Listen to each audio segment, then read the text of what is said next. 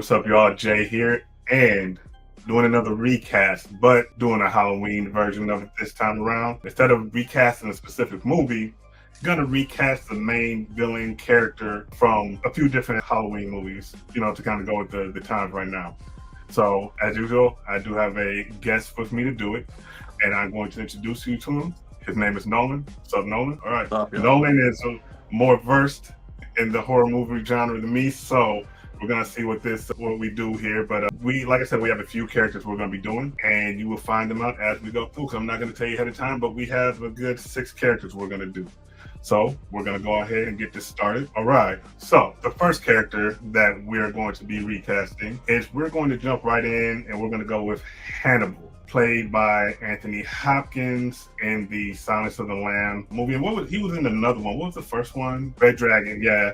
And it was also played by, I believe, Mads Mikkelsen played him in the TV show Manhunter. Yeah. So, all right, so we're gonna go with Hannibal and let the guest go first. So who's your choice for Hannibal? So this is one that I gave 2 different ideas for, because obviously we have 2 different stages for Hannibal's story. We have like the younger version like we saw with Mads Mikkelsen, then we have the older, already incarcerated version with Anthony Hopkins. So if we were sticking with like the Anthony Hopkins era version, honestly, Cillian Murphy. Yes. Cillian Murphy. You cannot...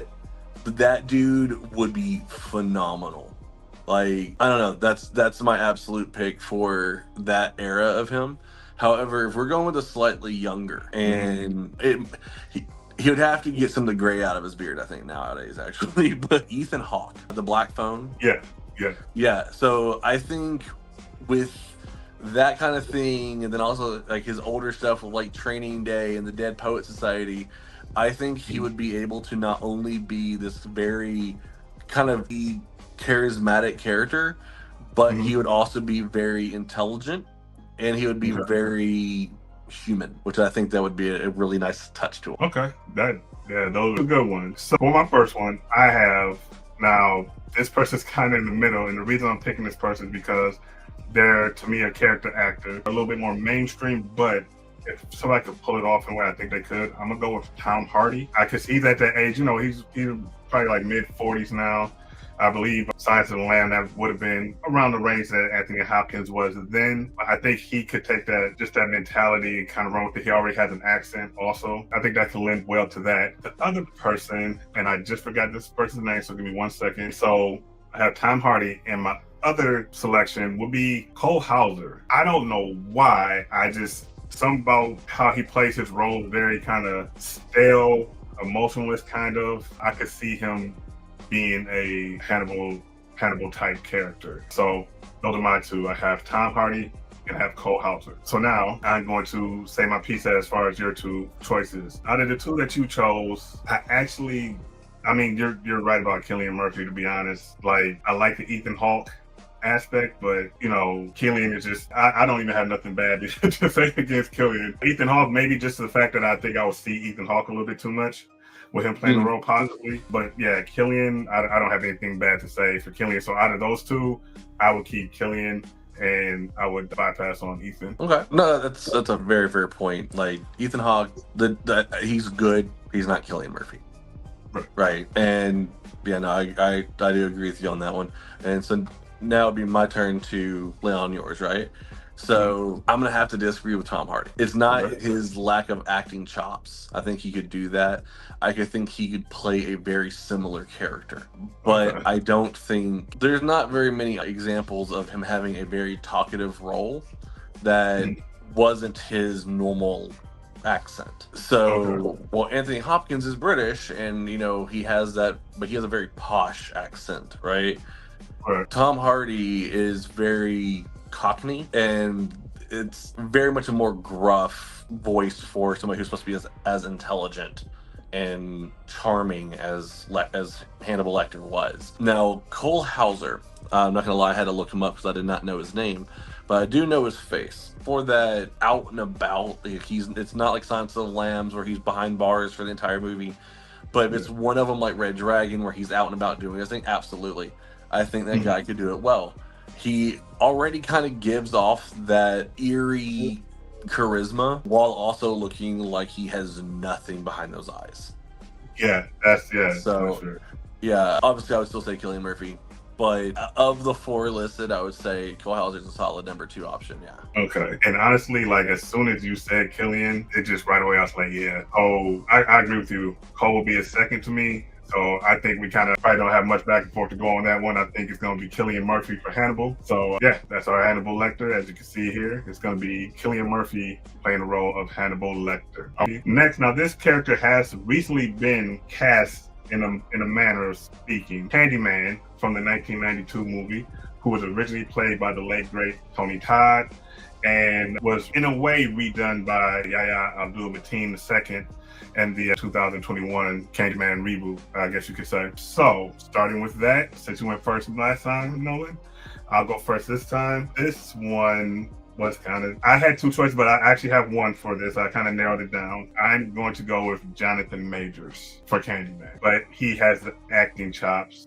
And I think the look to pull it off, and I think him acting, he will be able to add some depth to Candyman, who I personally think is a character that kind of needs it a little bit. Tony Todd had the voice, that's what carried him, was the voice and everything. Yahya Abdul-Mateen, he didn't really do much to that role, to me. It was nothing to remember. So I think I'm gonna go with Jonathan Majors. I think he would be a good fit. So I originally was gonna say Yahya because genuinely, like I get what you mean. Like as far as the movie, you know, the 2018 movie, it wasn't anything to really write home about. You know what I mean? It was good. Like it was a solid, like what, 6, 7 out of 10. It's really hard to follow up when you're going against somebody who had the presence that Tony Todd did. Yeah. It wasn't a case of like, you know, as you said, he had the voice, but the guy was also like what, like 6'6", 6'7", and he had that presence about him. But Jonathan Majors, I'm just gonna throw Yahya out the window there. I do agree. I was gonna go Yahya because he also has Us, you know, under his in his credits. Does. But yeah, I think Jonathan Majors would be able to for sure like bring something to it for sure. So since we kind of agree on that, I'm gonna throw. Now I did have a secondary guess for this. Okay. And I was gonna say Mahershala Ali. See, I thought about that one because he's another one who can do the kind of cold delivery, and he once again has kind of a presence about him. He was one that I was looking at. I'm not sure he would be able to bring anything more to the table. Like I liked the continuation of the lineage, if you will, with Yahya in the 2018. I think Jonathan Majors would, as I said, I know as you said, he would bring a lot of depth, a lot more depth to the character than just guy with voice and bees. Yeah. But Ali, I just don't think he would bring anything more to it than Tony Todd did. You know, you say that makes what you mean. It would just kind of be recreation of probably what Tony Todd did, just a voice, and I can see that. Yeah. All right. Well, looks like we got our Candyman. That was pretty quick. We knocked that out, but Jonathan Majors is gonna be our Candyman in this recasting of, and I think that's a pretty solid. I mean, that's pretty solid. You know, I think the first two have been pretty solid with him and with Cillian Murphy as Hannibal. So let's go with this here. So for the next one, what we're going to be doing is we are going to be recasting Carrie White from the 1976 movie Carrie. She was played by Sissy Spacek, I believe it is. Spacek. And Spacek. Sissy Spacek, and she was recently played in the 2013 remake with Chloe Grace Moretz, which I thought she did a decent job with it. So, who do you have for Carrie? So, real quick, I did find something out literally earlier today. I did not know this. There was actually a 2002 Carrie film too. Really? I haven't watched it. I just found out about it. It doesn't have the greatest ratings, but yeah, it's actually on Tubi. So I plan on watching that probably like Tuesday. Okay. But to go back to the topic though, so right now there is a female actress that is all over the horror scene. She's been the front woman in multiple of her own like horror films now, and that's Mia. Yeah. So one, as I said, her movies have been like phenomenal. Like she's in Maxine, she's in X, and Pearl. Or like the three big ones. She does go with a more alternative look. So like she either shaves her eyebrows or has very, very thin or light colored eyebrows, something. So it gives her this it gives her this look that would not be considered traditionally attractive. Which I think that's one of the things that Carrie needs to be. She is supposed to be this unpopular, bullied girl that the idea of the popular boy asking her to prom was crazy. Yeah. And I think that Mia Goth not only has the look to pull off that side of things, but also to have that really dressed up prom look that gets ruined by the iconic, blood shower. Yeah, no, I think she would be out of the ones out there right now, she's my absolute pick. Yeah. Okay, yeah, and I'm looking at her. She does look rather familiar. Seeing her and something, and that is a really good choice, actually. Yeah. So I'm gonna still throw mine out there, but that was a good choice, man. I can't even lie. I was going to go with Sadie Sink from Stranger Things. Yeah, Sadie Sink. So I was kind of going more on like the acting chops, somebody in that age range who you could see in that, that big bath and maybe be able to pull it off and whatnot. So I thought about her, but kind of like you did with the Candyman choice, I have to say I'm on board for Mia Goth. From what I've seen, like I said, that kind of jogged my memory of her, and she looks the part of 100%. Like if her went for the role, I would go with her. Like you said, she has some traction in the genre anyways. So for our Carrie White, we have casted Mia Goth for that role, and yeah, I think that's a home run for that one, to be honest with you. All right, so we just casted Carrie White with Mia Goth, sorry. And now we are going to jump right over to Patrick Bateman from the 2000 movie American Psycho, played by Christian Bale, iconically. So we're going to get into this here. Patrick Bateman. And I think it's on me, right? Yes. All right. So this was a little tough for me, but I think this person now, it depends on what age range you want to say Patrick was in the movie. I believe him to be around his mid-30s. Would you say? Or was he younger than that? Supposed to be late 20s? I think that's what he was supposed to be. All right. So I had two picks for it. One if it was mid-30s, one if it was late 20s. Now this late 20s one is going to... All right. So I'm going to give both of the choices, right? If he was mid-30s, I was going to go with Jason Gordon-Levitt, right? Gordon-Levitt? Yeah, Jason Gordon-Levitt. Okay. One, because he can look a little bit younger. He can play various... Yeah, he's very baby-faced. Yeah, super baby-faced. And I just could kind of see him playing a role like that. If we go younger, and I know this is going to sound like just kind of riding a wave with this person, but I'm going to go with my choice for this is going to be David Cornsway. I think he has the look. I haven't seen enough of him in different movies to really give a critique on that one. Yeah. But if you're ready for my pick now. Yeah. Yeah. We've already gotten a teaser of this, actually. Okay. American Horror Story, Freak Show, Finn Wittrock. Go ahead and give him a search. So Finn Wittrock. In that season, of course, he plays this kind of spoiled brat character who you watch as his mental state deteriorates as he becomes more and more disconnected from the concept of humanity. He's a psychopath that is starting to blossom, basically. I think he is the perfect fit for that. About that. But no, you're fine. So Finn Wittrock, that work in American Horror Story, that was basically Patrick Bateman. That was like his early years, basically. So I think not only does he have that kind of clean-cut, pretty boy look that Christian Bale was going for in that movie, but his face is smackable because he looks arrogant. He's able to do it. Okay. I can see, like, the look is definitely there, right? As soon as I seen that, I was like, here's my one knock against him for his age. He is 40. Ooh, he got old, didn't he? Yeah, he is 40. And that's the only thing, and that was the tough thing. So that would be my one thing against him. Other than that, like, the explanation, and like you said, he has a look, but, if Bateman is late 20s, maybe 30, can he get us to look in that age range, So I'm looking at various pictures. As far as his aging showing on him, it's mostly his laugh lines are pretty heavy. I think that the little bit of age that he is showing is he's one of those guys that aged kind of gracefully, because I didn't even realize he was that old, truly. Yeah. But yeah, I still think that he would be able to do it, personally. And honestly, now that with you saying that, and I'm looking at David Cornsway, one, I didn't know he was as young as he is, but because he actually looks a little bit older in certain pictures, because he's only 32, but I think he might be a little bit too big. Oh, he's 6'4", wow. Yeah, he might be a little bit too big for the role, I think. Because I seen him in, he was in Twister, and he was good in that, and obviously he played Superman, but that role was so, to really, for something like this, even though I think the age is a little bit past, I'll go with the Finn Whitlock.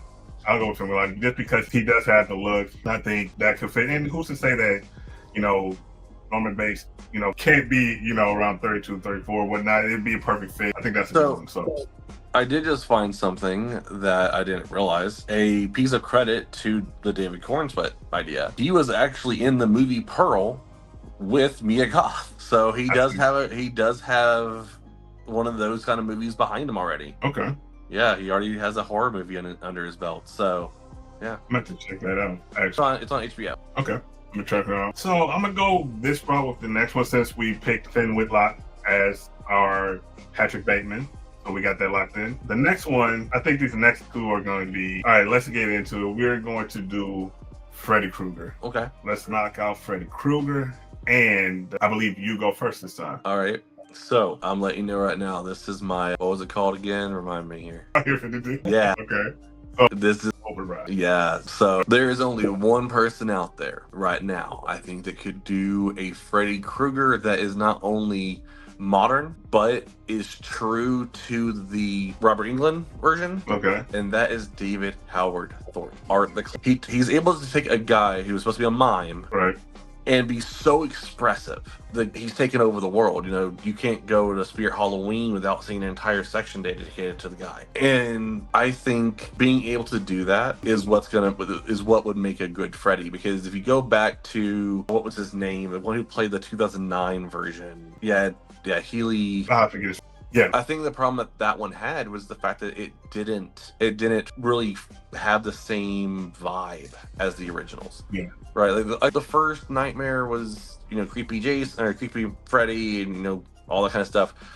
But towards the end of it, you start getting a little bit more personality. Then the second movie, you get a little bit more. But in the third movie and onward, that's where they really start showing Freddy's personality. Yeah. And I think that's something that, with the proper writing and all of that, I think David Howard Thornton would nail that to the, like, just absolutely.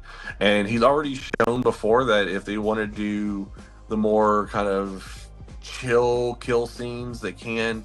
If they want to get violent, he's willing to get violent. If they want to coat him in blood, he's willing to do that. Yeah. So he's down to do any kind of horror like that, and he seems to be a pretty solid person in general. So that's my pick. Absolutely, that's the modern day Freddy for me. And honestly, I do think that he has a look to him where the makeup I think will work on him. You know, I do see that. I think he will be. That was another thing about that last Freddy. That CGI cheek of his. Huh? Yeah, it did. And also, what the Haley guy, I forget, his face didn't lend to that. You know what I mean? It made him look like a puppet and stuff. I think David's face lends more to it than anything. So, and you used your override here. So that's it. He is our Freddy. So we have David Howard Thornton as our Freddy. That's locked in. Nolan uses override there. Last character we're doing is actually going to be Leprechaun. So the thing about Leprechaun, it's complicated because obviously he is a little person, but there are a number of those actors, but not a high level, there's not a ton of them, you know what I'm saying? Like, they're like, you have Peter Dinklage, you have Hornswoggle. Yeah, we could CG him. So it can be, that was my thought process, was using a CGI and then having a voice actor behind them. Yep. All right. I guess it's on me. Okay. All right. So and when we talked about the characters, the thing about the Leprechaun, the thing about Leprechaun is there's various iterations on them. Depends on which movie it is. If it's the original from 1993, if it, Leprechaun in the Hood, from 2000. So there's a couple of different variations. He was played by Warwick Davis originally. I am going to say my suggestion for him would be a CG, obviously, composite or whatever. I would put Ryan Reynolds as Leprechaun. The reason why is because I feel you wouldn't be able to recognize him, it would be a CG thing like that. But one of the things about the Leprechaun was he was funny, kind of how they did Freddy after a while. That personality was like really up front and whatnot. Looking at what Ryan Reynolds has done with his career and the characters that he's played and whatnot, he always finds a way to either be very direct with his comedy or just very slick with it. I think him being in a horror movie with a character that has that personality to them, I think he would find a way to implement it to actually really kind of bring that character to life in a good way. And I think something like Leprechaun, where he's not actively there, would lend to that, because he was my choice for Freddy, but that's too close to Deadpool now with the face and things of that nature. But I just always felt like he would be really good as a horror villain that had that personality, to have the wittiness, because he is probably at the top of the game when it comes to. So I'm gonna go with Ryan Reynolds for Leprechaun. Not bad. I do have a complaint with the idea, but I'll get to that. Okay. My pick, and it took me a bit to find somebody that I felt could do it. Sam Rockwell. So if you look him up, you'll recognize him almost immediately, and you'll probably hear his voice in your head too. Yeah, great actor. Yes, phenomenal. Great. He has the comedic chops, and he does that very kind of not on purpose delivery of his jokes. Like, he's kind of, his joke is what he's saying, you know. But at the same time, we've seen him play villains, and he's played even onto himself when he did in Moon. What was that? I said even a villain onto himself, like he did in Moon. Yeah, and don't forget, he's also in The Green Mile, in a Stephen King movie. Like, the dude knows what he's doing. Yeah. And I think he would be a phenomenal option. He would be able to be that kind of eerie, untrustworthy, mischievous character. And like, I do agree that Ryan Reynolds would bring the wittiness to it. I think Sam Rockwell would too. Sam Rockwell, though, would also be able to bring a part of it that we don't see a lot from Ryan Reynolds nowadays. Yeah. And I mentioned, like, I had one complaint with Ryan Reynolds, and that was put him into a small form and have him cutting jokes. Congratulations, you just made Detective Pikachu 2. So that's what my brain went to. The moment you mentioned Ryan Reynolds, I was like, I could see him like making the jokes later on in the series, but I don't think he would have the menacing side of it. Right. Because, you know, this is a little thing that likes to kill you while having fun. Yeah. So, and I think that just fits Sam Rockwell. It does. Sam Rockwell would make that character feel very unsettling. Yeah. Yeah. So, damn, no, you smoked it, man. Yeah, hey, Sam Rockwell. You know what I mean? Sam Rockwell is going to be our Leprechaun. That's pretty, yeah, you smoked it, man. Yeah, so I for sure thought, I was sitting there like, if he uses the override on Freddy, because I was going to, but I was thinking about like, nah, just in case. But okay, all right, you guys, so we have recasted all of our characters. So, going down the list, so Leprechaun, we have Sam Rockwell, the great Sam Rockwell in that role. When we get to Hannibal Lecter, we have Cillian Murphy, another one, really good one. For Patrick Bateman, who do we get from Patrick Bateman again? I forgot. Finn Wittrock. Okay, for Patrick Bateman, we have Finn Wittrock. For Carrie White, we have Mia Goth. For Candyman, we have Jonathan Majors. All right. And for Freddy Krueger, we have David Howard Thornton, and that is our Halloween recast. Let us know what you think. Yeah, Nolan came in and killed it, destroyed it, man. Like, I mean, it's like, I think it's 5-1, so Nolan killed it. Nolan is the, I guess you could say, the winner, or you pretty much ruled this recasting, man. So, look, yeah. Let's hope the right people come across this video. Yeah, it will be interesting. You know what I mean? Right? I like to see what people think, so I'm very interested to see what they do with this, because I think there was some good casting done. So, but yeah, so appreciate you for coming through, Norton. That's a new one. Call me Mike. I appreciate you for coming through, Nolan, and doing this recast with me, man. I really appreciate it. And yeah, signing off from Recast Halloween Edition. See y'all.